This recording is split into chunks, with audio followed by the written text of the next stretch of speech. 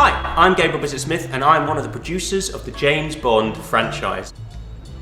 And I'm David Gordon. I'm an award-winning screenwriter. You know what? It's 2016. Why just Moneypenny? Why can't Bond himself be black? You know, Star Wars did it and they made like $1 billion. Plus Idris Elba exists now and he's so popular it's like he's not even black.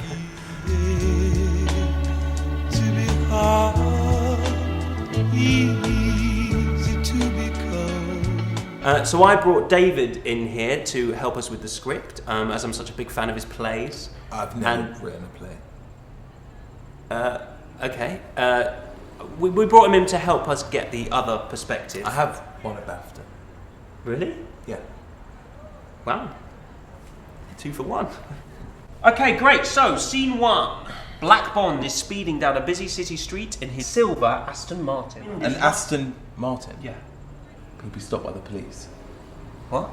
A black man driving an expensive car, they would stop him in a second. Really? Is he carrying a gun? Yeah, he's James Bond. He never leaves home without his Walter PPK. Yeah, he's dead then. They would shoot him on sight.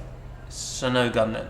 No. Okay, so Black Bond is... Do you have to keep calling him that? Yeah. From now on, can we just call him Bond? Sure, yeah. So Bond is speeding down a busy city street in his Fiat 500. He arrives at a fancy casino. Where is this casino? Italy. Really? What's wrong with Italy? Did you see the Italian posters for 12 Years a Slave? Okay, Russia then. Are you joking? China? America.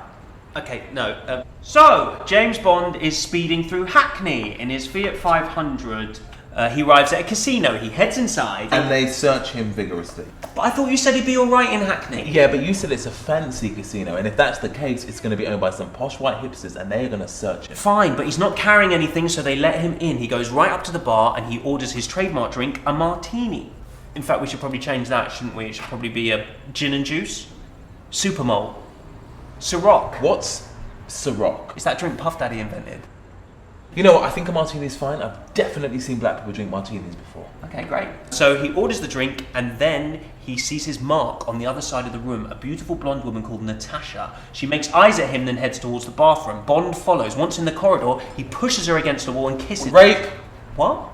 If someone sees a black guy follow a white woman into the toilet and push her against a wall, they're going to cry, rape. Okay, so why don't we make it like that scene we did in Skyfall? She leaves, he follows her home, and sneaks in on her in the shower. Daniel Craig barely got away with that one. Okay, yeah, fair point. Let's just forget about the sex for the minute. He can sleep with Black Moneypenny later. Let's skip to the bad guy. After a long, grueling chase, Bond finally corners Blofeld. Blofeld pulls out a gun, but Bond wrestles it away from him just as the rest of the police and MI5 show up. And shoot Bond. Why? A black man pointing a gun at an old, rich, white dude is a no-brainer for the cops. Bond is dead. Alright, fine. Look, I think you can actually ignore all this. Bond is a fictional character, operating in what is, let's be honest, a pretty unrealistic portrayal of the world. Therefore, I say, let him be black. Let him be black and let him do all the things the white Bond does. I mean, it might actually change some perceptions in the real world. Right. But, well, it sounds like we might not make as much money if we make him black. In some countries, maybe. You know who would be good for the part? Aidan Turner. Yeah, he could bring something really new and fresh to the franchise.